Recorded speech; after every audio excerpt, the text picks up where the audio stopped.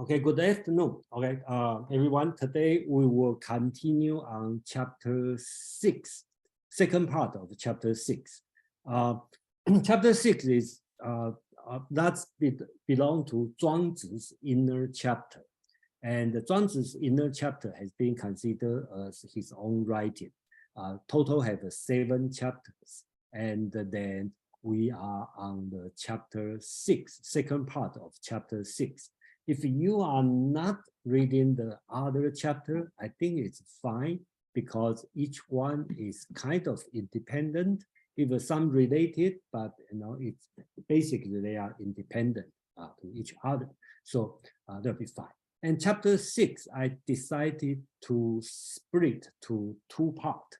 Last time we talked about the first part, which is about the concept so-called true man and the concept of Tao. And I have to admit, last time the writing is very different than others, which is a little bit dry. Basic is all about the preaching instead of give you some argument or give some story. That's the first part of chapter 6. And today we are going to cover the second part, which of chapter 6. And I believe the second part is much fun. It's more readable than first part because it's include 7 different, I think it's 7 different stories and then 7 dialects. So it's more fun to read for second part of chapter 6. And the main concept is a little bit religious related, which is about the death, the concept of death. So before I start the text, okay, I will give some brief background on this one. Zhuang Zi is a philosopher in China. He believed around 2nd and 3rd BCE, which is roughly same as Plato's time in Greek. And we use the translation from Fung You Lan. He's the modern 20th century writer, and he has educated in American, get a PhD in philosophy in Columbia. So I find out that his translation is very readable for the Western reader. So that's why based on his translation, and of course I will add some of my own opinion. So Zhuang Zi, just give a quick background. It's a book, also a person. So when I say Zhuang Zi, okay, it could be means the person who is the writer, could means the book, and also means the philosophy. So here we call Zhuang Zi.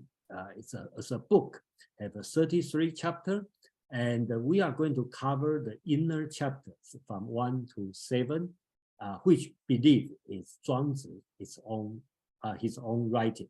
So we has been through and chapter 6, and then we are going to cover the chapter 7 on September 23rd after the break. So the book, just give some background of the book. I put this one in as a summary for each chapter. So I'm not going through on each chapter. And then I will directly go to chapter 6.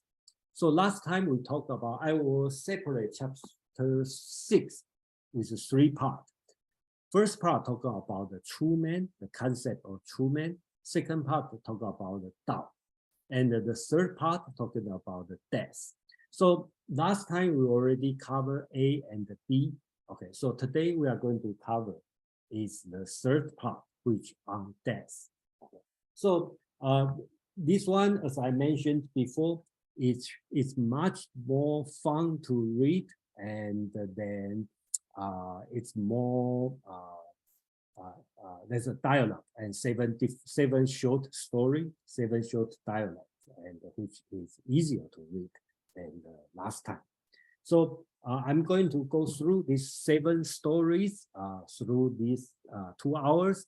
And I think I may finish a little bit earlier today because we don't have a lot of material. And then before I start, if anyone have a question, concern, please. Marty, please. What page are you starting on, sir? Page, do you have a text? Yes. It should be on the, anybody know the text? I don't bring, let me bring the text, just 1 minute. The chapter starts on page 41, but I don't know what's page section 3 starts. Okay. I think you go to, just 1 minute, I have to find it. You go to the 3-4 pages, okay? Let me see.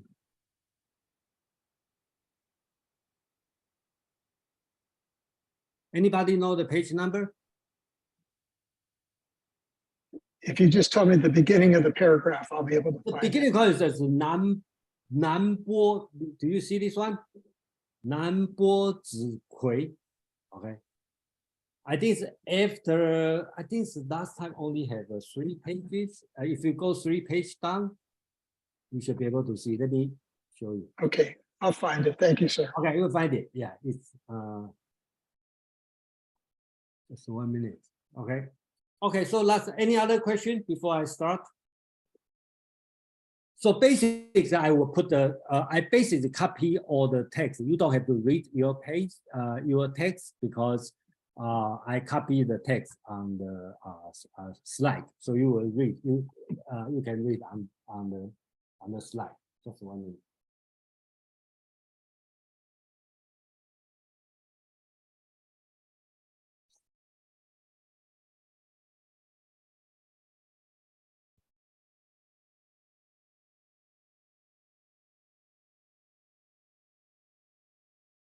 Okay, so let's start. Okay, so at the beginning, let me see. Okay, Nan Po Tzu Kuei is a, let's assume he's a person. Okay, he asked Nu Yu. Okay, I will assume we don't know these 2 persons, Nu Yu and the Nan Po Tzu Kuei. Okay, so we will, I will assume Nu Yu is a lady, a madam. Okay, but you know, a lot of, because since we don't know who is the person, so a lot of traditional assume it's a he, but I think it could be very possible a she. Okay, so you are old, madam. Okay, instead of sir, but your countenance is like that of a child. How is that? So basically, she looks young. So Nan Po Tzu Kuei asked her how, what's going on? You look so young. So her answer, Nu Yu's answer is, I have become acquainted with Tao, or you want to say I learned Tao, I practice Tao. So Nan Po Tzu Kuei asked, can I learn Tao? And her answer is no. How can you? That's her reply. You are not the man to do so. There are Pu Liang Yi. Okay, Pu Liang Yi is another person. Okay. Pu Liang Yi is another person, and she said, okay, what she said, Pu Liang Yi, who had the genius of a sage, which means he has the talent to learn, but not learned yet. And I have learned, but I don't have the talent. So I wish to teach him, so he might really become a sage. So right now, Nu Yu is going to tell how she teach the person, okay, Bu Liang Yi, okay, the person. So she's going to say what's the process of learning. So that's what he said. And I lay down to 7 steps of process. So she said, that's what she said. First, I kept on telling him, okay, and another translation is I kept on teaching him. After 3 days, and he be able to disregard all the worldly matters. So first, after 3 days, Bu Liangyi, okay, the student, can disregard all the worldly matters. Number 2, after he's having disregarded all worldly matters, I kept on telling him for 7 days, he began to be able to disregard all external things. So that's the second step. He can disregard all external things. Number 3, after he's having disregarded all external things, I kept on telling him, after 9 days, he began to be able to disregard his own existence. So that's the third step, okay, from disregard all worldly matters, and then disregard all external things, then disregard all his own existence. So total, it takes about 19 days, right? Okay. And then number 4, after disregarding his own existence, he was enlightened. Number 5, having become enlightened, he then was able to gain the vision of the One. Number 6, having the vision of the One, he then was able to transcend the distinction of past and the present. Number 7, having transcended the distinction of past and the present, he was then able to enter the realm of where life and the death are no more. I would prefer a different translation. I will translate as transcendent the distinction of life and the death. So here, Nu Yu, who already learned Tao, taught another person, Bu Liangyi, how to step by step to achieve Tao. So you can see from the first step, she teach him to disregard all the worldly matters. To the step number 7, she taught him how to transcend the distinction of life and the death. In other words, you are able to disregard the life and the death. You see life and the death as the same thing. So that's she tried to teach. And then she continued. Then to him, to Bu Liangyi, okay, the destruction of life did not mean death. The production of life does not mean life. He will follow anything. He will receive anything. To him, everything was in destruction. Everything was in construction. In another way, he is talking about the destruction and the construction has not much difference. So this is called, important message here is tranquility in disturbance. Tranquility in disturbance means consummation the Tao in disturbance. So we all pursue the tranquility in our mind, but something outside we cannot control. The outside world is a disturbance, but you have to keep your mind in tranquility. I think that's the message. So basically, I think to me, important message here is about the destruction and the construction. So when a lot of time we just change I think later on we will see the similar message here about the destruction and the construction. One example I like to make is when we, let's say a carpenter make a table, we construct a table, but to a tree, it's a destruction, right? So it destructs the tree, okay, and construct a table. Then if you destruct the table, become a few legs and the thing, then become a wood.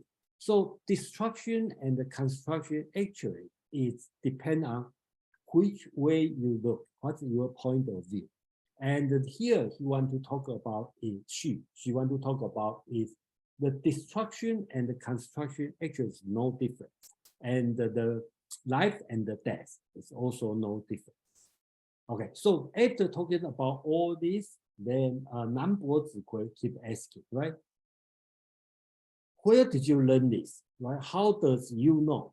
Okay, learn this one. So she said, okay, that 9 generations, okay, to learn. So the translation is interesting. So I like to put a few moments here. So that's her answer. She said, I learned it from writing, and the writing from learning, learning from understanding, understanding from maintaining, maintaining from application, application from enjoyment, enjoyment from mystery, mystery from namelessness, namelessness from infinite. Okay, so sometimes I like to change to skepticism. I will explain this one. So you will see, she talk about the how does she learn? Is from writing, learning, understanding, maintaining, application, enjoyment, mystery, namelessness, and infinity. Another translation, if you look at the Chinese character here, it said the son of Fu Mo, and then learn from the grandson of Luo Song. Okay, so this name actually sounds like a person's name. So some translation will translate as I learned from the son of Fu Mo, and Fu Mo learned from the grandson of Luo Song. Luo Song learned from the son from Zhan Min, Zhan Min from Nie Xu, Nie Xu from Xu Yu, blah blah blah. They have different persons' name. Okay, so the interest part here is Zhuangzi write the generate or invented different people's name. But if you look at the name, the meaning, Fu Mo actually means the ink production. Luo Song actually means repetitive reciting, okay, recitation. And the Zhan Min actually means clear enlightenment. And the Xu Yu actually means diligent practice. This one means singing and so about. So Zhuangzi create different people's name, and the name actually means something. So they have. So sometimes you read it, you will find that the two kinds of translation. That means she learned from different person, all right, step by step, or she learned from through writing, through learning, through understanding, through maintaining, application, enjoyment, mystery, namelessness to infinity. So there's a double meaning here. So that's to the end of the first story, okay, which is talking about the Tao, how does she learn the Tao, the step by step, and the process of learning the Tao. So I will stop here for a moment if you have a question or a comment on this part.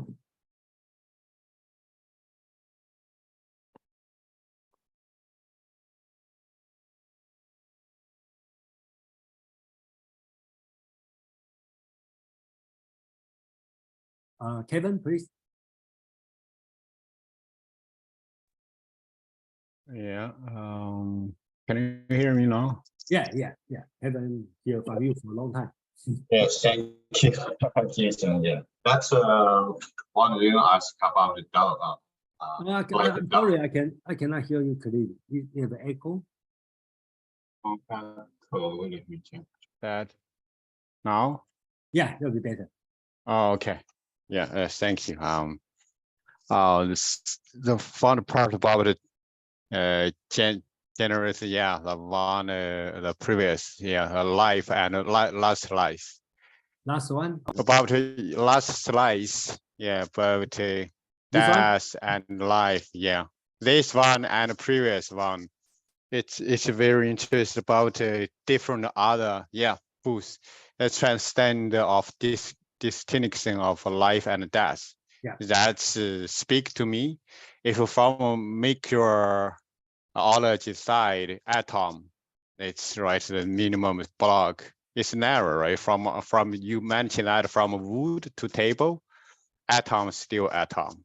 If from you maybe we got a physical even more divide to the more small particle, So they speak something, and from a religion aspect or ideology, from did you remember from Bible, John Bible, I believe chapter 1. It's God is word, God is word. So we create our own convenience as human being. It's we communicate to each other, build even value, virtue based on a word.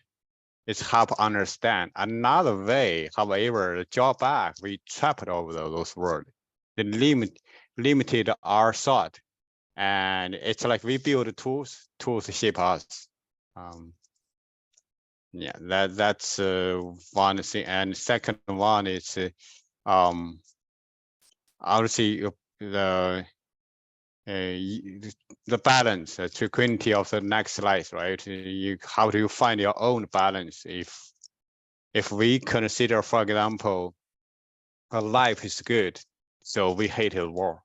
However, our mind slowly build the momentum, build conflict with pair, others, community on country level, because we consider supremacy ourselves. We consider our values better others. So vice versa. Another side do the same thing. So that conflict going to raise up.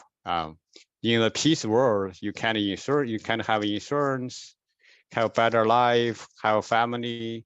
But in the war zone or the conflict come up, we could have lost those. And another aspect from even from a world view, the nature itself. The water can be flood, the fire could be wildfire, and the human-made error conflict can be the war. Thank you. Thank you, Kevin. All right. Yeah, I think a lot of points, it's the same as what I'm thinking, and which also match with the following few stories, because this one is just starting, and then Zhuangzi is going to talk about after death, just like you mentioned, like, we all met by atoms. So Zhuangzi, the Taoist concept of death, is kind of way similar with the Hindu's concept. Like I think last week, SK talking about like a wave, right? In the ocean, in the wave. After you die, you part of the wave. It's nothing changed. I think in this way, the concept is very similar. So anybody have any thought want to share, okay, about this first story? We don't have a lot of people, so it's probably easier for you, for everyone to share how do you think, and then, or if you have a question, please. Okay, otherwise I will move on the second story. Second story I call it the Four Horsemen, and then I call Three Musketeers. The only reason is Zhuangzi always had put a lot of people's name. And so I think the next story talk about four good friends, and the story number 3, we talk about 3 good friends. So I call them Four Horsemen and 3 Musketeers. That's it. But please don't be confused by the name, because Zhuangzi never talk about horsemen. Okay, so here talk about 4 horsemen. Basically, talk about 4 good friends. Okay. So here he talk about 4 friends. Okay. Let's see. 子是, 子与, 子离, and 子来. Okay, that's 4 people said to each other. So to avoid confusion, then I call it A, B, C, D. Okay, 1, 2, 3, 4. 4 different people. So there's 4 different people said to each other. Whosoever can make nothing the head of his existence, life its backbone, the death its tail. Whosoever knows that death and life, existence and non-existence are one, that man should be our friend. So basically, that's their common belief. Okay, they believe nothing is the head of existence, and life is its backbone, death is the tail, and the life, death, existence, and the non-existence are one. They already know the Tao. There's no difference. Okay. The four men smiled, slightly agree with each other, and thus become friends. So that's very common literature description. That's for sworn brotherhood. So not long after, Zi, which is the second people, B, let me call him B. Just 1 minute. Okay, second, okay, not long after, Zi fell ill, and Zi, the first one, went to see him. So he said, great is the maker of things. So remember the word, the maker of things. Okay, so that's the first time appear in Zhuangzi.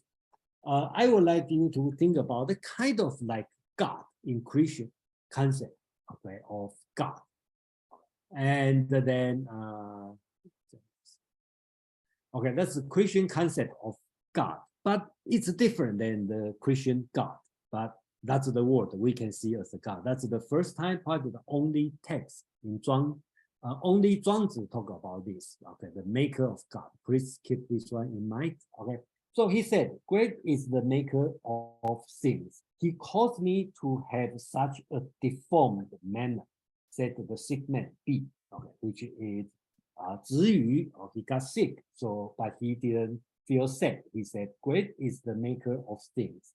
He caused me to have such a deformed manner. So seems like he's very sick.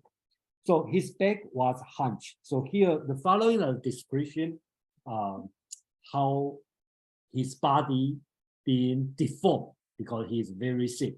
Remember, Zhuangzi not only being read as a philosophical writing, it's also being taught as a literature. So the following kind of literature description.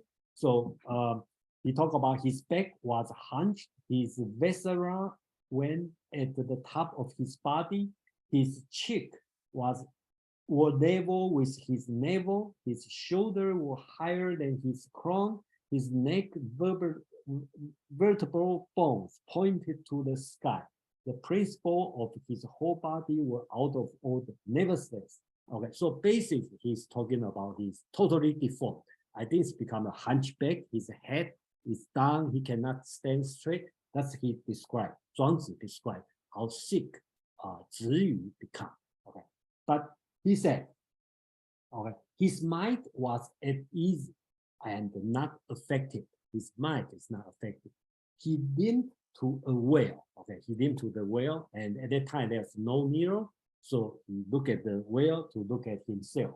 He looked at his reflection on the well and said, alas, the maker of things, okay, has caused me to have such a deformed appearance. So he looked at the mirror or the well, and they say, whoa, the maker of things, or in Western world will say, God make me look like this. Okay. So we'll see how he talked about this after talk about an important concept here, so-called release from bondage. So Zishi, okay, the first person. So do you dislike it? You find out he's very sick and the body is totally deformed. And the sick man, okay, number 2 person, B, okay, Ziyu, okay, he said, no. Why should I dislike? If my left arm will be transformed into a cock or a rooster, I will mark with it the time of night. If my right arm will be transformed into a crossbow, I will look for a bird to bring down and roast. If my rump bone will be transformed into a wheel and my spirit into a horse, I should then be mounted and will not change it for another steed. I mean, change it to another horse. Okay. When we come, it is because we have the occasion to be born. When we go, we simply follow the natural course. We stop here. Basically, his answer, his about his deformation is very similar to what Kevin talking about. Okay, after you die, your body decompose, right? Look like it's a disconstruction of your body, but actually the material, okay, at the time they don't have a concept of atom, but they have the concept of your body decompose and will be reconstructed, become other thing. So he said, my right arm may become a rooster, my left arm may become other things. Okay, my body will decompose, will become other things. So I still live. That's what he's talking about. So everything is based on the natural course. So those who are quiet at the proper occasion and follow the course of nature cannot be affected by sorrow and joy. Remember, not only affected by sorrow and also not affected by joy. This man was considered by the ancient.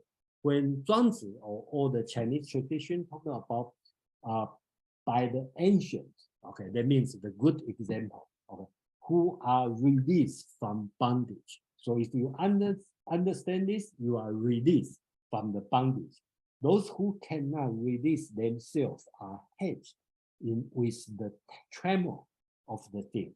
Moreover, that the individual things cannot overcome nature is a long acknowledged fact. Why should I dislike my condition? So he started to explain, okay, that's everything just nature. And if you acknowledge it, you are released from bondage. So that's the word 谢解, that means untie the knot. Okay, we will have a further explanation on this one. And then it's a continuum. Okay, then another person got sick. Okay, by and by, Zhu Lai, okay, the fourth person fell ill, and they gasping at the point of death.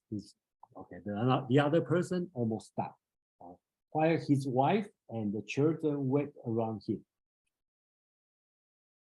Zhi Lai, okay, the third person, okay, went to see him and said to the wife and the children, "Go, hush, go out of the way. Do not disturb the nature evolution." So I will change the translation to metamorphosis, okay, nature metamorphosis, because I think evolution in today's language kind of like monkey become egg, egg become human. Okay, I don't think Zhuangzi had this meaning, and the word he uses hua, which means change, transform. So I think the metamorphosis would be more suitable for this meaning. That means it's naturally changed. Just we talk about when you die, your body decompose and being reused for other things. So Zhi Li, okay, Zhi Li is talking to Zhi Lai, the sick man's wife. Say, don't disturb this nature metamorphosis. Okay, then leaning against the door, he said, okay, great is nature. Here he talking about 伟哉造物, basically he meant the maker of things, which similar to we talk about God. Okay. What will he make of you? Will he make you into a liver of rat? Will he make you into an arm of insect? So that means his body will be reused.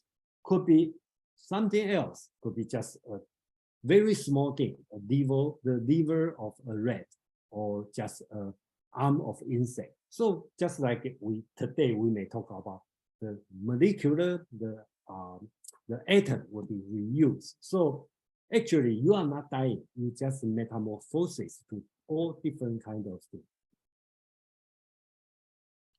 So here is another important message. Okay, he's talking about what make my life good, make my death a good. So if you live a good life, you should have a good death. Okay, so that's pretty sure. I think that's a, to me, I feel like it's an important lesson. That's why you should try to live a good life. Okay, because if this world or God or the nature make you good when you are living, the nature or the God should make you good when you are dead. I think that's the concept Zi Lai is trying to talking about. So Zi Lai is talking about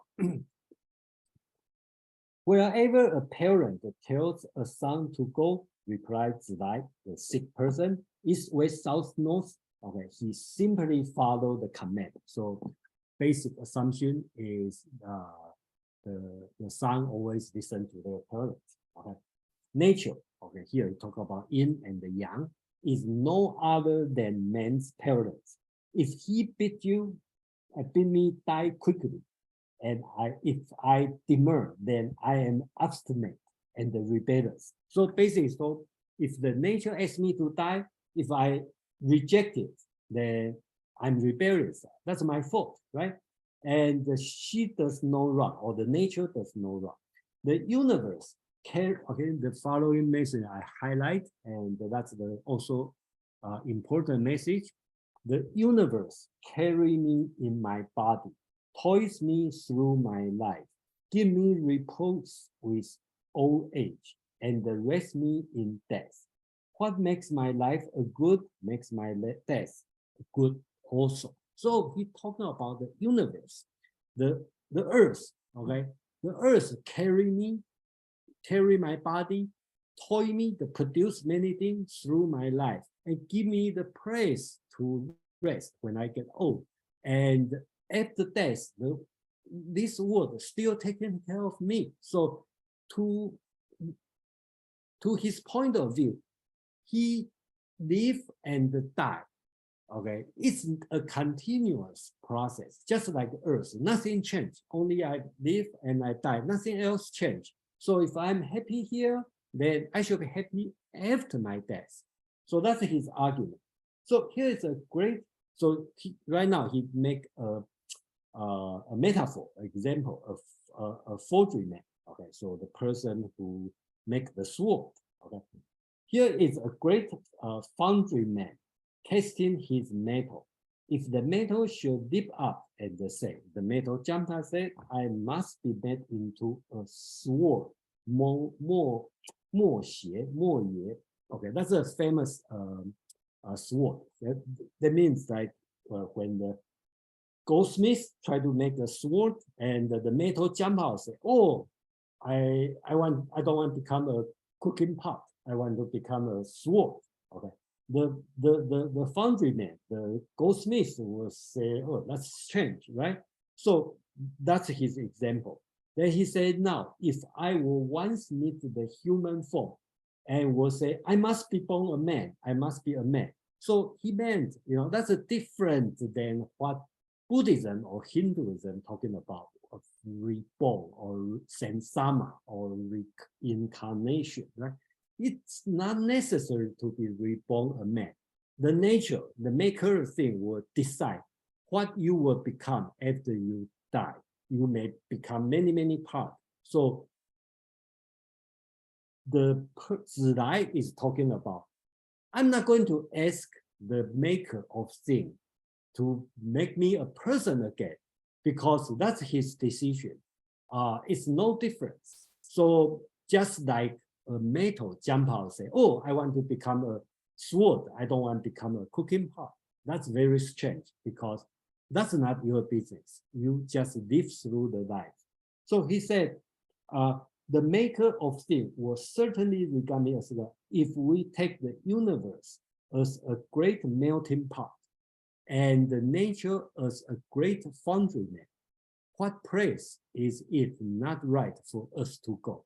Calmly we die, quietly we live. So here's the master message. He look at the universe as a melting pot, as the great nature, as the great foundry man. Okay, so goldsmith. So everything just the same. So if you think back on the chapter 2, talk about equality of things. I think Kevin just talked about the example, the atom, right? So we all made by molecular, by atoms. After you die, we deconstruct, our body decompose, and then rebuild. for other things. Could be a tree, could be a cup, could be a pen. You don't have to request to be a person again, because you are not you. Okay, you have many parts of you, and you just decompose and reconstruct to a different thing. That's the concept he's talking about on this story. And before I end this story, I would like focus a few concepts here. Because this story seems simple, but they have a few words important through the Taoism thinking. First, you see the translation talk about the universe, okay, the world. And actually, the Chinese word here he used is strange. He used so-called 大块. You can call it a big chunk, big lump, the earth, okay, or universe. That's what he meant. But Zhuangzi used the name big chunk or big lump. So it kind of very interesting word. He doesn't see the universe as a respectable thing. He considers universe as just material. Okay, that's no difference. Okay, that's the first thing I'd like to mention.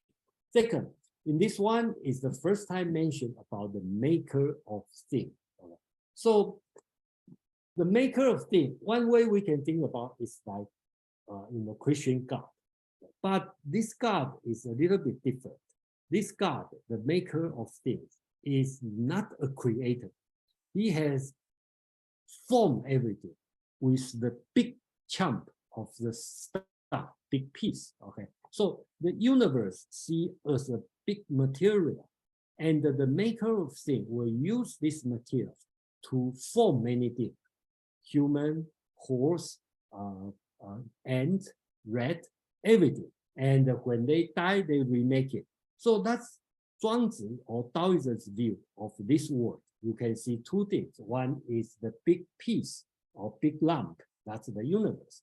And they have another maker of things, okay, which is similar to God, but not a creator, but he's a maker. So he will make human, make man, make woman, make horse, make dog, make cat, make many different kinds of animal, tree, ocean, everything with the material. Okay.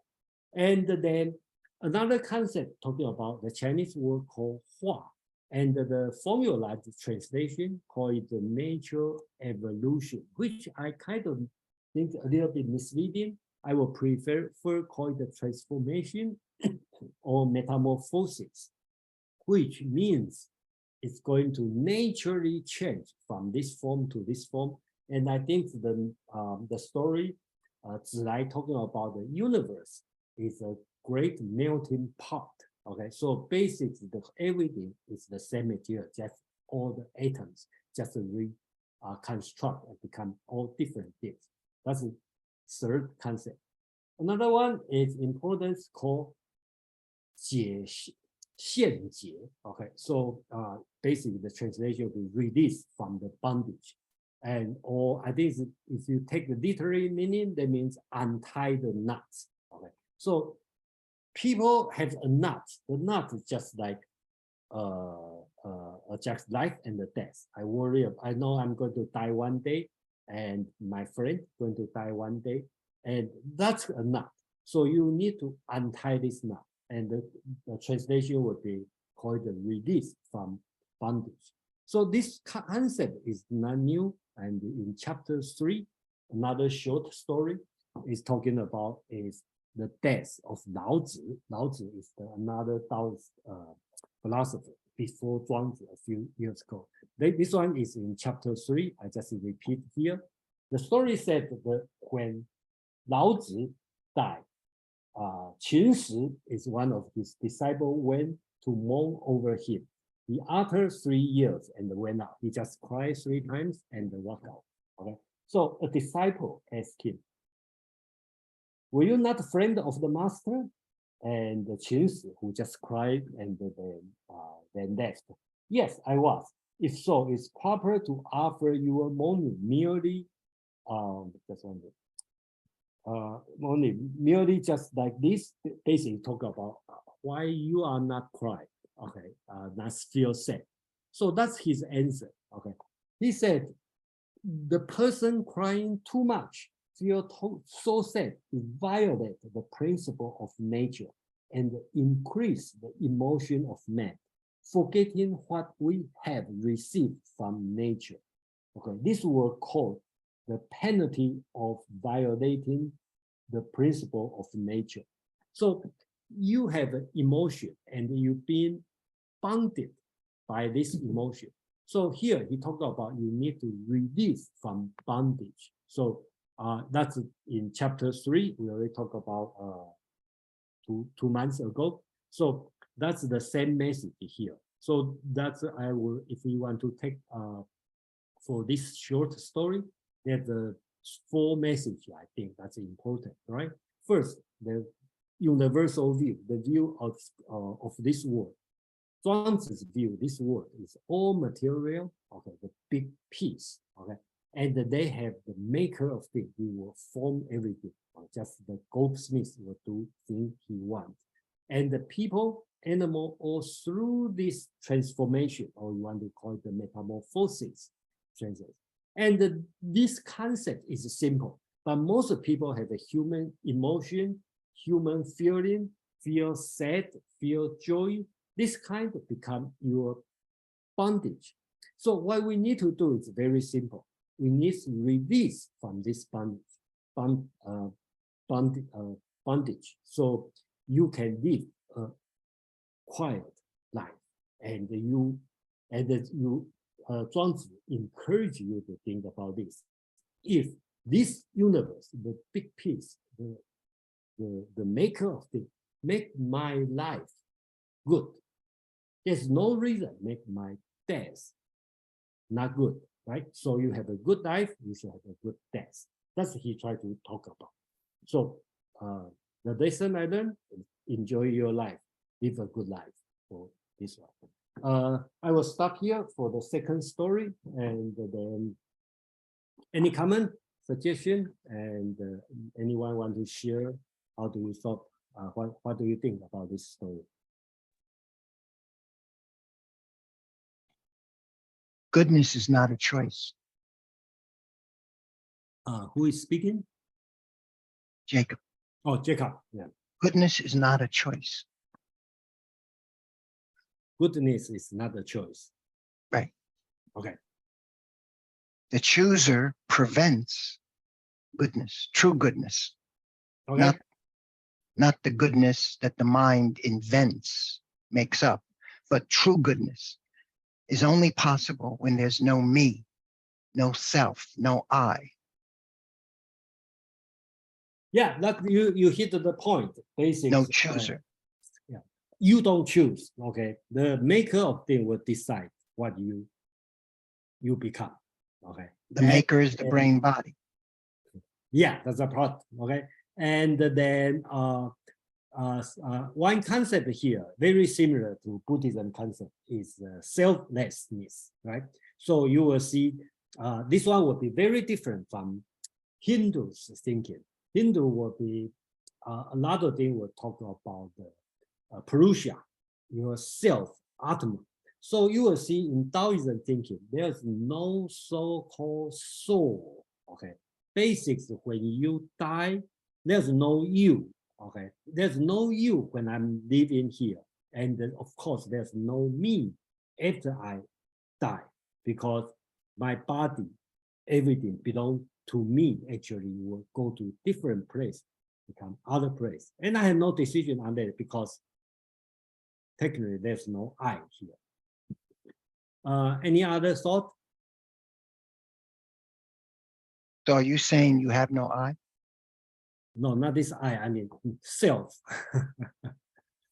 The I, the me, the self. Are you self, saying you yeah. have none? Are you free from the self? You ask me, person? Yes, I'm asking you. I'm talking to you. Yeah, I feel I'm free, actually, to be honest.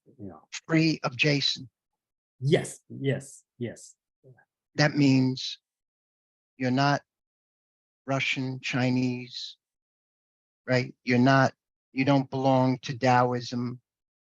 You don't identify with any ideas, philosophies, religions.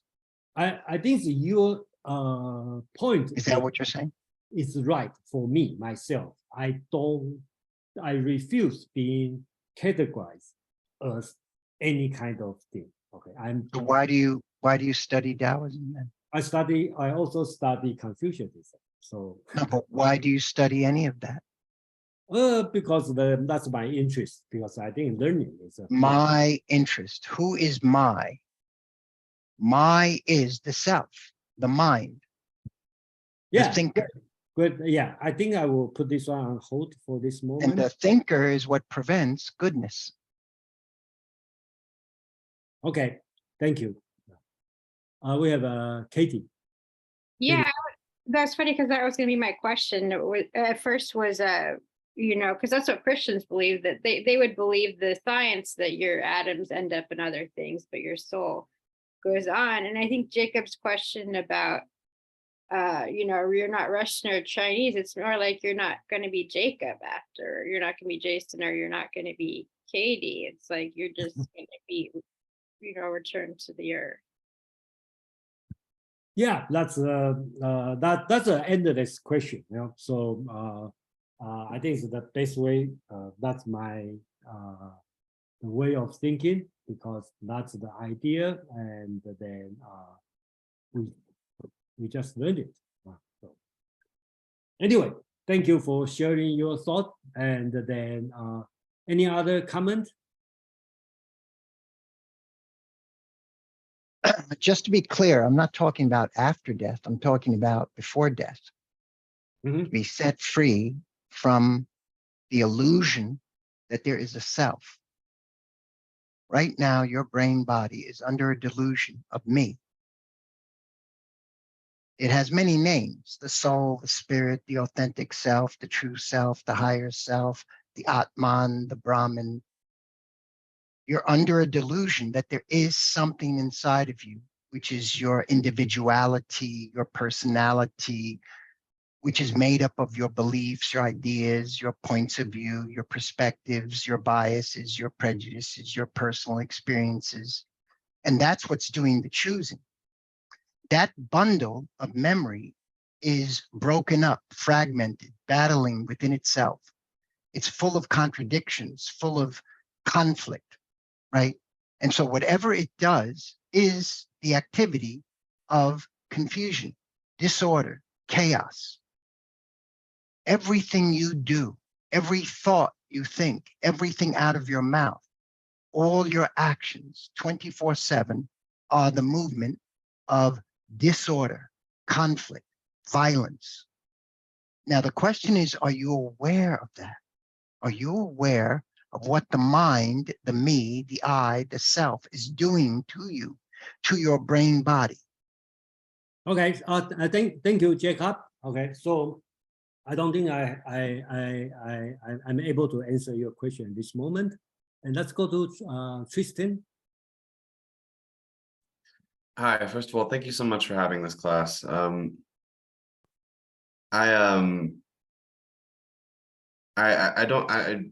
try not to, in class give personal interpretation, because I think this is a purely academic study, and I think that whatever contribution I could give wouldn't be very fruitful. But one thing I have interpreted from reading this is that even the gesticulation towards something ephemeral and eternal, even the gesticulation towards the destruction of the ego itself or something like that, would be itself an act of ego, right? Because it's something that occurs from the necessity to be seen and be heard. And this is something that I think comes up in this text, where you have the story of the friends coming together and saying, we should go in search of these great sages because this, that, and the other. And in themselves, they find that their quest towards the destruction of this selfhood is in itself futile. Like, so for example, to say, it's one thing to say, I have defeated death, I'm not afraid of dying. And then it's another thing to be on your deathbed and to stare it in the face of that human reality. So I think that this was a very interesting chapter this week, because I think it illustrates that even the earliest Taoists, even these people in the past, were cognizant of the fact that, you can be sage and you can pursue sagedom, but at the end of the day, you're still a human being and you have to deal with this very liminal world that we exist in. Yeah, thank you very much, Tristan, for sharing. I think that later on we will see the concept, and then one thing we can, when we go through, one thing you can think through is compare this concept with the Christian thought, okay, or the typical Western thought. I just like to make a point here. Here is different kind of God, okay, talking about the maker of things, okay, different, when most of, let's say, use Christian as idea, okay, or Greek, they have the concept of soul. Indian has a concept Atma, or Purusha, consciousness. But here, the Taoist thinker, okay, seems not talking about this. Okay. And how do you deal with death without your soul, without the Christian all-powerful God? Yeah, of course, with the maker of things. How are you going to deal with this? I think that's a big question. Okay, I think that's my personal interest, because I read this one again and again, and then that's still my question, and I would like to hear from everyone, if you have any thought on that.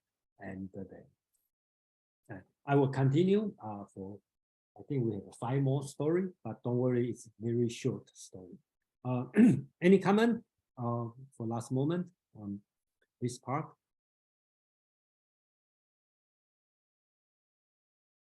iPhone, Martin, please. Well, as it said in the summary in this reading, that we continue, whether you believe in reincarnation or a soul or an afterlife, there's a way of thinking that we continue in any event, because the body decays, it fertilizes the earth, the food grows, it feeds another. So there are ways of thinking about a continuation of energy without necessarily tying it to any type of a religious or spiritual concept of a soul. Thank you for your thought. And remember here, okay, even a lot of people talking about Taoism is similar to Buddhism, okay, but again, I don't think Taoism talking about reincarnation, samsara, okay. You, unlike Buddhism or Hinduism, when you die according to your deed in your life, you were born to the next thing. No, Taoism doesn't think this way, because I'm a great sage, and I might die, my arm may become a cat, another arm become an ant.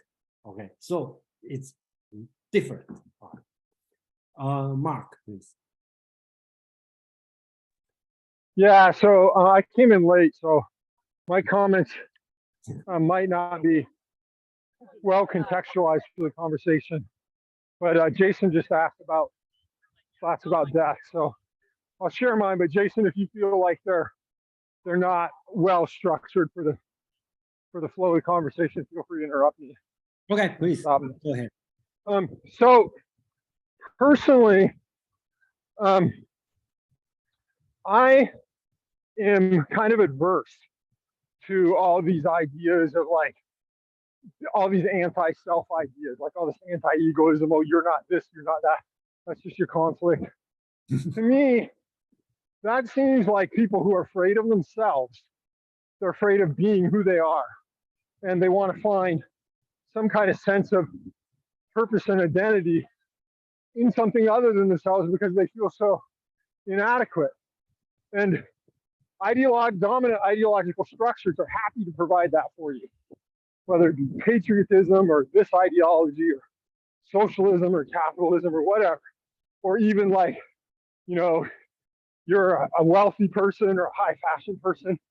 There's plenty of people willing to prey on people's sense of inadequacy and sense of rejection of oneself. And then the other thing I want to say about fear, my understanding of animals, and human animals have this as well, although to a lesser degree, is that we all have a sympathetic nervous system, fight, flight reaction. And we've instinctively evolved to have fear of things. Now, I do believe that there are conscious mechanisms a person can use to focus their attention to ameliorate their fear and reduce their fear. But people who loudly proclaim that they're not afraid, I'm skeptical. I think fear is part of being an animal, and humans are animals. So with that said, one thing that I like, which I think is a mental technique, which helps me alleviate anxiety about death, mostly comes from Epicurus, which is where death is, you are not, and where you are, death is not. I'm not afraid of going to sleep. I'm going to spend 6 hours without consciousness. I'm going to miss all that out. I could have been awake that whole time, like reading or playing computer games or something. I miss out on all that. I'm not afraid of like not having existed for most of time, 13 billion years. And so death itself is like, I can conceptualize it as like the unimagined future, or the unrealized future, which is just a conception. Because I'm not going to experience being dead. Now, I may experience dying, and I'll probably be afraid when I experience dying. But I can also take some solace in, although I'm going to miss some things, I'm not going to have to put up with a whole bunch of crap as well. Like, there's a whole bunch of things about life that aren't that pleasant either. I'm not going to have those either. So those are my techniques for how I manage death. But maybe the most important thing, I think, is the acceptance of fear. It's like, I am an animal. I am going to be afraid. I don't have to be afraid of being afraid. I don't have to be ashamed of being afraid. Fear is like what animals do. So that's what I have to say. Thank you for your attention. Okay, anyway, thank you, Mark. Okay, so I hope you will continue and then see whether or not you have a different view, you know, after another hour. So, Marty, please. I thought that was very interesting what Mark had to say. Just like to contribute my own thought, which is the way that I conceptualize or deal with death, is just the uncertainty of it.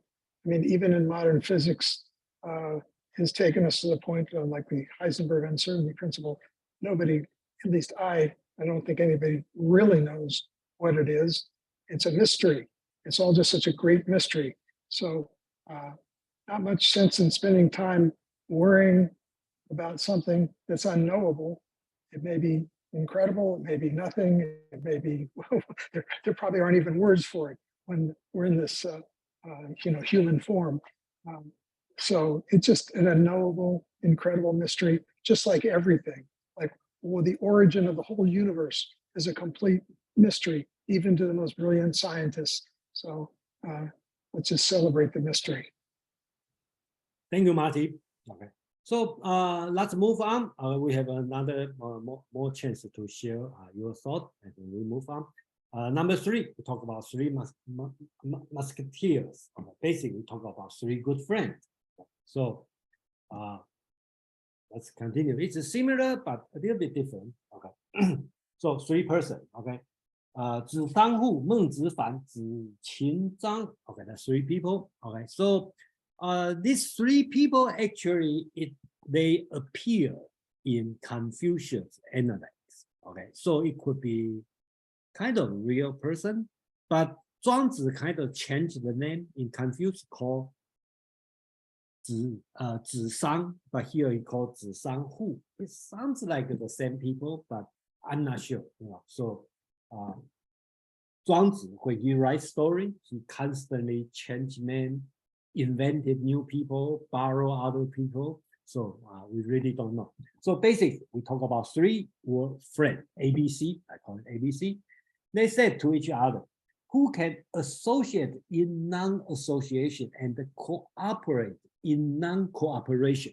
Okay, so that's a strange word, but basically in Chinese called you are together but not really together. You are help each other but not really help each other.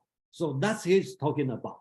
And to me, the reason I highlight this one is this sentence struck me a lot, because in a way, I think I should only take care of myself, but I taking care of myself also help other people, right?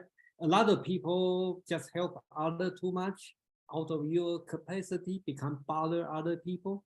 So that's a very fine line with you associate people or you don't associate people. Okay, you're taking care of yourself, but you also help other people in other way. Okay, so to me, I think this sentence, associated in non-association and cooperate in non-cooperation, to me is important message. And I'm not sure how to repeat, but just please keep in mind. Okay, who can mount to heaven and roaming through the cloud? Again, he used the word roaming or wandering. That means excursion. Okay, play around without a certain purpose, disporting in the infinite and become oblivious of existence. They forget about existence forever and ever without end.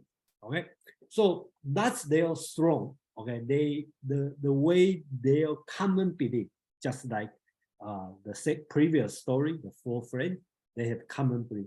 Okay, these three men look each other and smile, silently agree one with another, and thus become friends. Okay, very similar to previous one, four friends. Here is three friends. Shortly after, Zhuang Zi, the first one, died. Okay, unlike the previous story, they just got sick. Okay, here, the first friend, Zhuang Zi, who died. Okay, before he was buried, Confucius, okay, heard of the event and sent Zhigong to take part in the mourning. Okay, so here, according to Confucius analect, okay, they mention about the Zhisang, okay, but I'm not sure Zhisang who is the same as Zhisang. So Zhisang could be a famous Taoist person. So that's why he died. Confucius sent one of his chief disciple, Zhigong, to mourn. Okay, reason is this. Number one, Confucius is very focused on funeral service.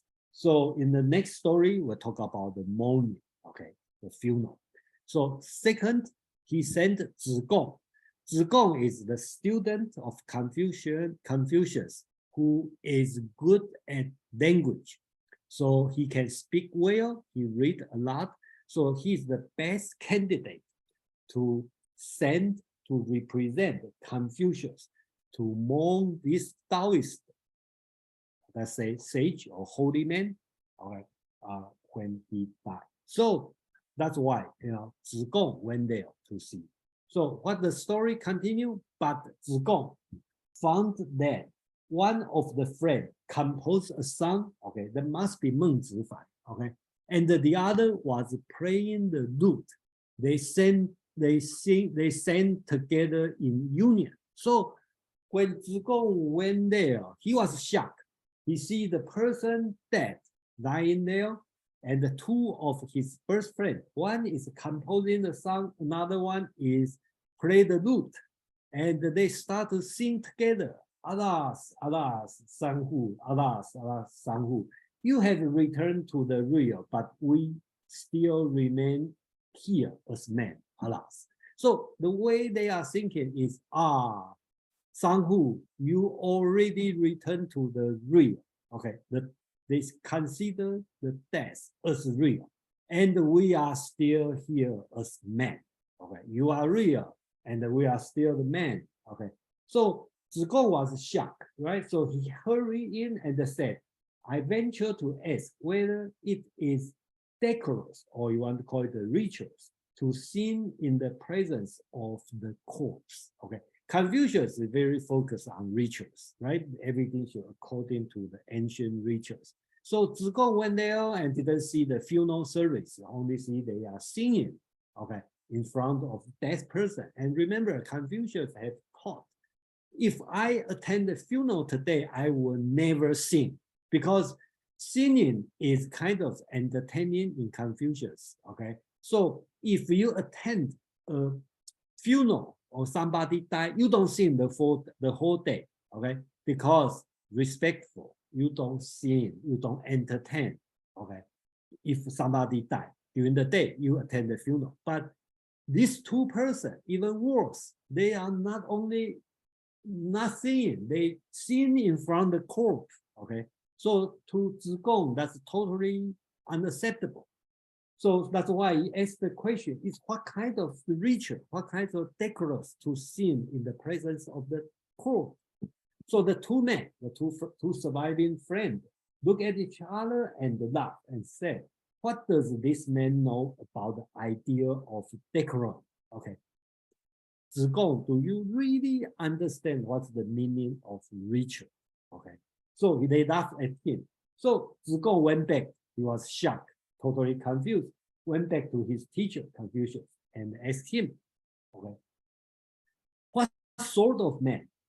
What sort of men are those? They have no culture and consider their body as external to themselves. They sing in the presence of the corpse without a change of countenance. I do not know what to call them. What sort of men are they? So according to them, Confucius, only the barbarian will do this. And how come this one? What kind of culture they are doing this? So here is the Confucius teaching. And again, I've mentioned in Zhuangzi, Confucius have many roles. But one role he never changed is he's a great teacher. He always explains things, okay, but which is not historically true. But Zhuangzi will make the story like this. So this message is, I think, it's a very important so-called outside human world, Chinese called Fung Wai. And I would think this concept would be similar to paradise. I don't know, there's a different word. That's a Confucius message, and which is important. They travel, actually, they use the word wander, okay? They wander outside the human world. Confucius said this way, I wander within the human world. So Confucius start to define, there's two words. One is outside the human world. One is within the human world. There's no common ground for those two ways. I was wrong in sending you there to mourn. Okay, so Confucius regret, I should not send you over there, because they live in the outside human world, so-called Fang Wai. Okay, and you and I live within the human world. They are companion of the maker of things, and the next excursion with the unity of the universe. So he talked about the people outside the human world. They are companion with the maker of things. You want to think about God or something, they not belong to us. They wander with the unity of the universe. They have a different world. They consider life as an appendage attached to them, and excrescence next to them. So they consider life. What's the meaning of life? It's something attached to your body. That's the life. And they consider death as a separation of the appendage and the dispersion of the excrescence. Okay, so think about like you grow ulcer or something on your body, something grow on your body. That's where you live. That's the life. And then when this appendage left or separate to die. So it's just like this kind of nature. With this view, how can they be aware of the superiority of the life and the inferiority of death? So it's just attached and detached. There's nothing superior, nothing inferior about the life or death. They consider their body as a composition of different borrowed elements. So here's also a message here. So just like when I die or person die, my body part will become the part of other things. Same thing, my current body is just borrowed element. I borrow from the other dead person, borrow from the tree, borrow from other things to make my body. Okay, so they just temporarily lodge within it. So everything, my hand, my nose, my ear, just temporarily stay with me. They forget their level and the goal and ignore their ear and eye. So he used the organ and ear, eye as example. They end and they begin without knowing either the beginning or the end. Unconsciously, they stroll beyond the dirty world and wander in the realm of non-action. So that's the famous thing about Wu Wei, non-action. So they are wandering around the world and they're in the area of non-action, which is Wu Wei. How can they foolishly trouble themselves with conventionality simply for the sake of ordinary people? So he talked about the people outside is different. They see life and death is just nature. Unlike people, like Confucius people, right? The regular people, we consider life and death is big. So remember, the Confucius teaching, the death is important thing. So here's a big contrast here. Confucius teaching is the death is important. You have to have the ceremony according to ritual, okay, and that these people live outside the human world. They don't care about this.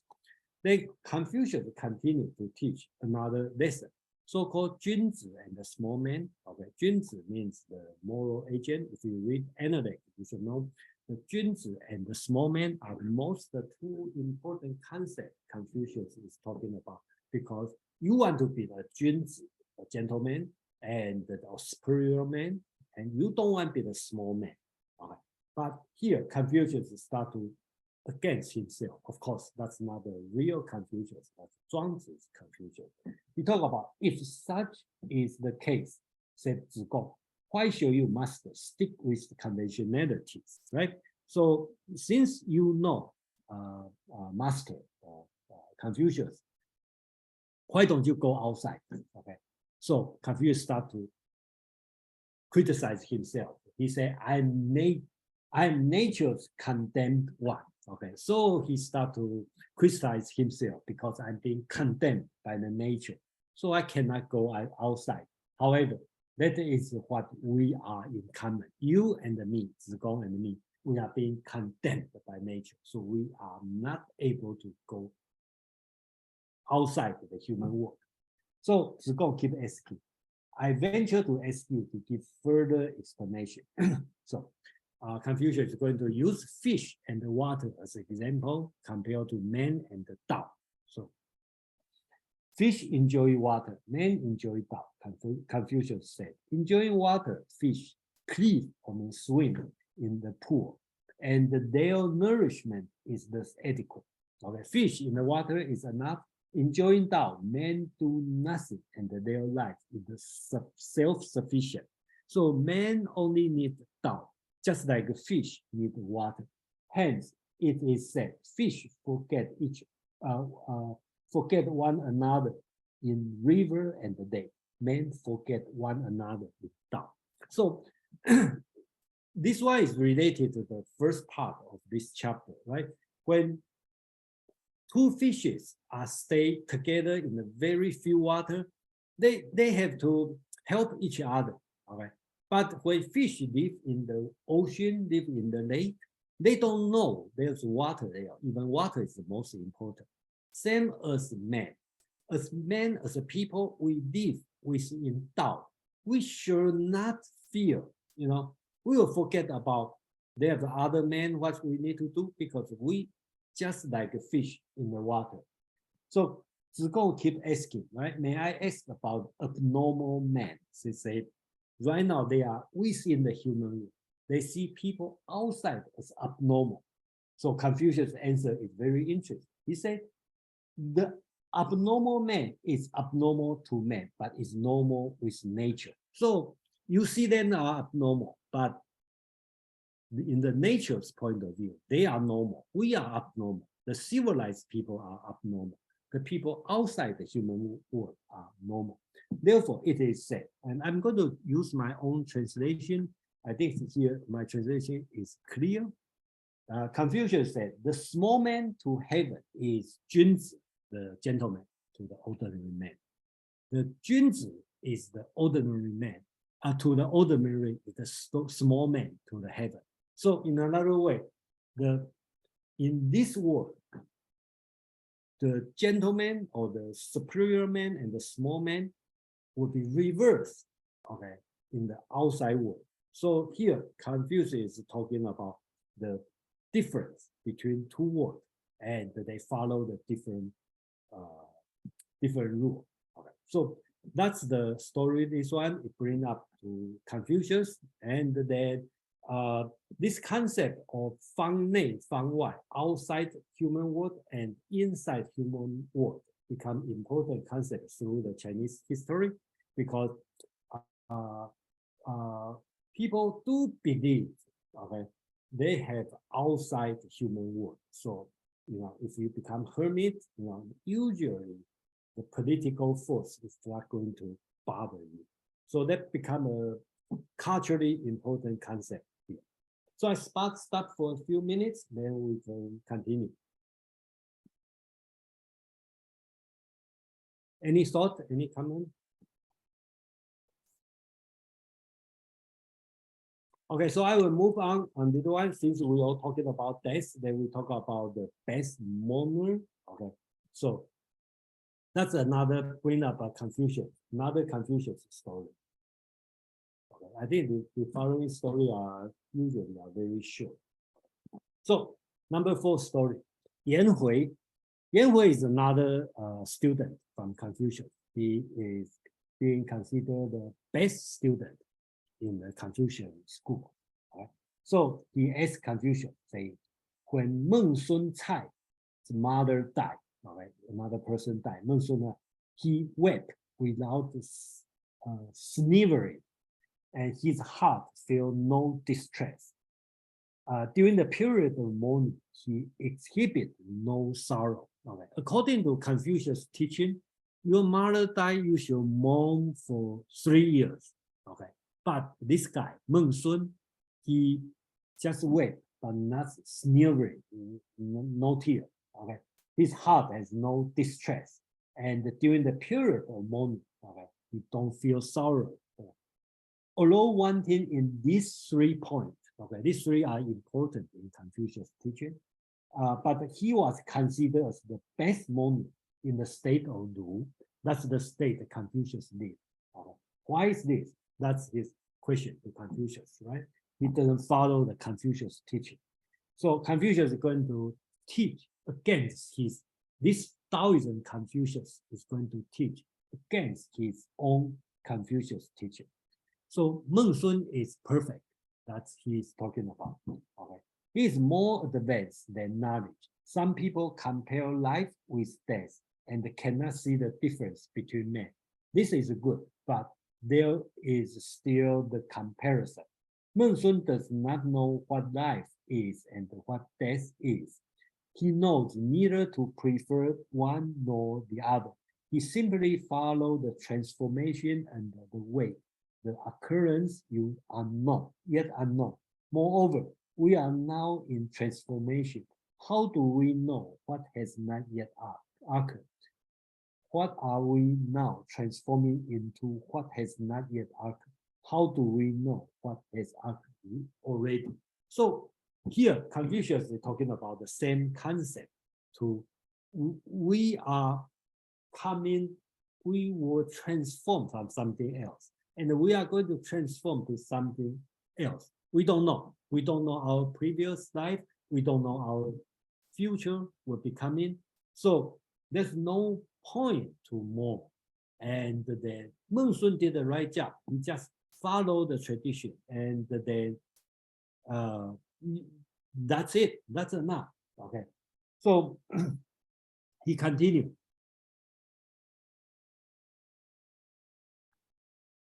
So here is a concept here talking about the empty, the nature, and the one.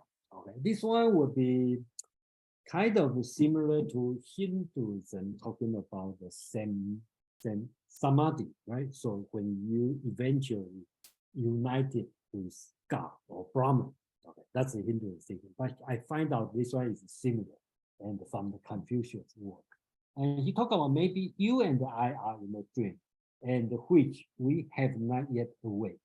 To Meng Sun, there is a transformation of form, but no trouble in the mind. There is a change of logic, but no real death. So here he considered death as a change of logic. Your body part change to different place, you stay in different place. That's not a real death. He simply followed the example of others. He just don't want it too strange. Okay, he will consider everything as his own self. How can he know there is something which, among others, is peculiar called his own self? So here, Confucius still start to bring up selflessness, the concept of selflessness here, because since your body was borrowed from other people, and you will become other things. So what we see today, I'm talking just the borrowed material. Okay. So we're talking about how can you know? Okay, it's yourself. And plus, you don't know you are in a dream or not in a dream. So you dream that you are a bird and soar to the sky. You dream that you are a fish and dive into the water. We cannot tell whether the speaker now is awake or is dreaming, right? So if you recall on chapter 2, the butterfly dream, okay, so Zhuang Zi wake up and he got confused, am I still dreaming? So I think everyone probably have this kind of experience. So another concept bring up here, the real life, dreaming life, okay. A happy feeling prior to smiling. A false smile is not nature.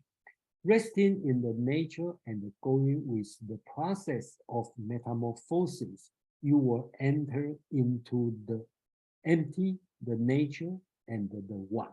That's his conclusion, right? I think this one is very similar to, I think it's a lot of religious flavor here. We talk about you just resting on the nature and going the process of metamorphosis, you will enter the empty, it's called the Liao Tian Yi, the empty nature and the one. So that's Confucius' message on this one. So I'm going to the next story. Okay. So the following story are very short. So I'm going to finish, then we can continue to discuss. So here is another Confucius story. Okay. But Confucius is not here, but talk about morality, because before I was talking about ritual, right now we talk about the morality. So basics in Taoism point of view, the moral behavior, morality, if you follow the doctrine, it's kind of a punishment. So here's bring the story that's at least 1,000 years before Confucius' time. He talked about ears. Okay, ears is another person. Okay, let's do this one. He went to see Xu Yu. Xu Yu has been famous. Okay, I'm not sure. It could be a fake people invented by Zhuang Zi. But Xu Yu said, but at least we consider him as a Taoist sage. So we should learn what he said, Xu Yu. Okay. So, 一儿子 asked question. Okay. He mentioned another sage king. We will call him the Confucian sage king, Yao. Okay. Yao is the emperor during that time and being considered as a Confucian sage. Okay. So here it's going to criticize what Confucius doing. So here said he asked a question, right? How has Yao benefit you, right? So you ask him, okay, what kind of benefit you get from the emperor? Because the emperor is going to give the throne to other people. So he must have talked to 一儿子, another being considered as a Confucian scholar, this kind of person, a good moral person. So Yao said to me, 一儿子's answer, that I must practice benevolence and righteousness and distinguish clearly between the right and the wrong. Okay. That's also important Confucian teaching, right? You should practice benevolence and the righteousness. You should distinguish the right and the wrong.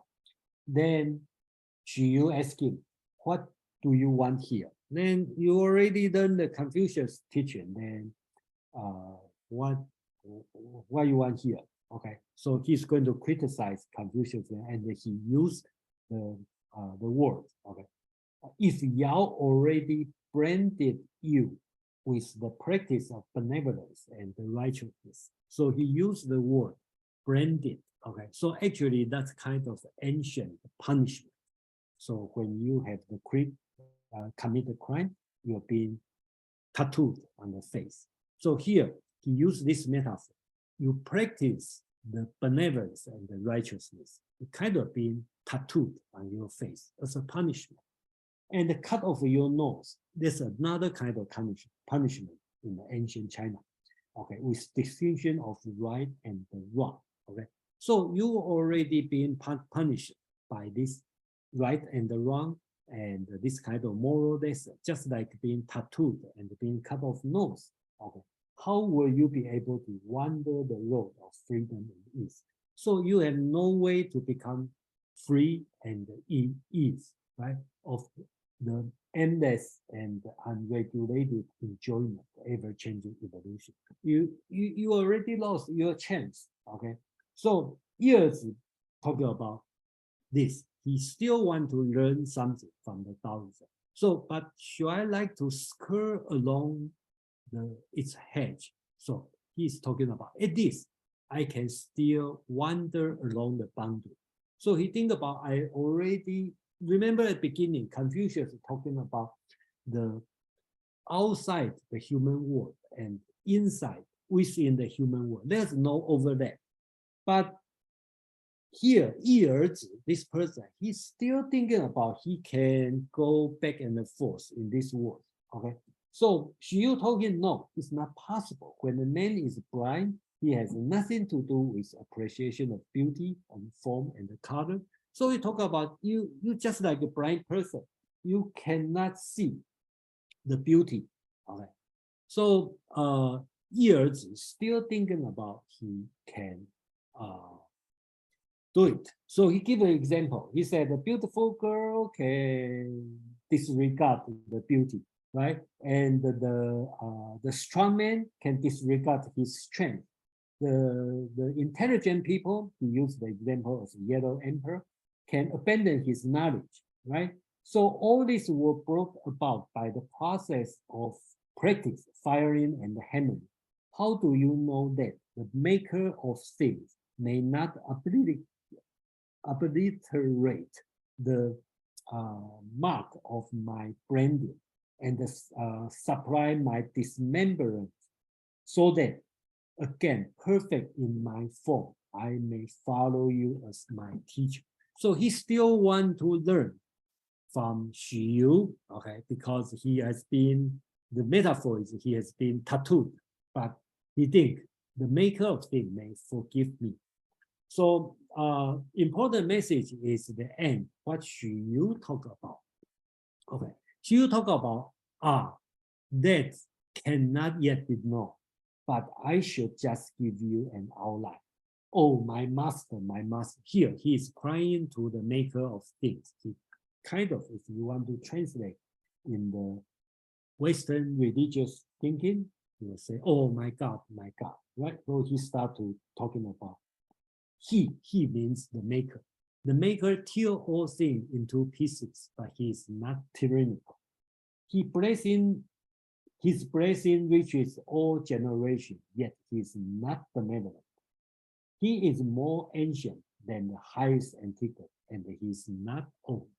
He covers heaven, support earth, and fashion the various form of all things, yet he is not skillful. In him, I make an excursion. So kind of like, praise the God, praise the maker of things.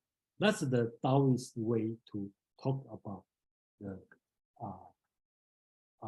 the maker of things. Okay, you can consider him as kind of God. So I'm going through for another story about the sitting and the so-called sitting in forgetfulness. Okay, that's another story about Yan Hui. So again, Yan Hui asked teacher, okay, I have made some progress. So the Confucian say, what do you mean? So he said, I forget the human-heartedness and the righteousness. So he forget the benevolence and the righteousness. So Confucius said, very well, but it's not enough. So right now, Confucius is behaved as a Taoist teacher. So Confucius already taught Yan Hui. The strange thing here is Confucius already taught Yan Hui about righteousness and benevolence. But Yan Hui said, I forget. And Confucius said, that's good, but not good enough. So another day, Yan Hui saw Confucius again. Say, I have made some progress. What do you mean? So I have forgotten rituals and the music, okay, which is also important teaching from Confucius. And Confucius said, well, very well, but it's not enough. So another day, Yan Hui again saw Confucius and they said, I have made some progress. So Confucius said, what do you mean? So he said, I sit in forgetfulness. So I think this one is also an important message here. So-called sitting in forgetfulness. In a way, we can say it's meditation. Okay, so here's the Confucius realize, his student probably even better than himself. So at this, Confucius changed his countenance and asked, what do you mean by sitting in forgetfulness? To which Yan Hui replied, my limbs were nerveless and my intelligence is dim. I have abandoned my body and discarded my knowledge. Thus, I become what? Or you want to call it, I become unifying with the infinity. This is what I mean by sitting in forgetfulness. Okay, so Confucius listened on this. He was surprised. And he said, if you have become one with the infinite, Confucius said, you have no personal like and dislike. You have become one with the great universe. I will change the translation to here, my translation. Okay, Confucius said, unifying means no preference. Metamorphosis means no constancy. You are talented. I would like to follow you. So basically, Confucius recognized what the progress Yan Hui made, so-called sitting in forgetfulness. He said he unifying and the metamorphosis. Okay, he knows these two concepts. Basically, he become no preference. He doesn't have the concept of like or dislike.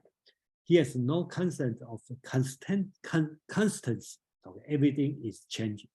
So in this way, Yan Hui is superior to Confucius. So Confucius said, oh, instead of you become my teacher, I should become your teacher. And of course, this one is not true in the historical account, but that's the story Zhuang Zi is talking about. So I will kind of stop here and then I'll stop for a moment. I think last slide is further discussion. And then if you, I will stop here for now. And if you have a question, comment, please.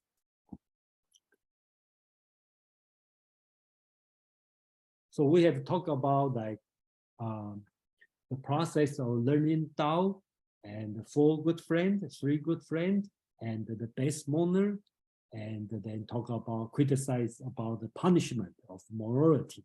Okay, basically it's criticize Confucius teaching, and then talking about sitting in forgetfulness. So any comment or any question you want to ask or you want to share what you thought?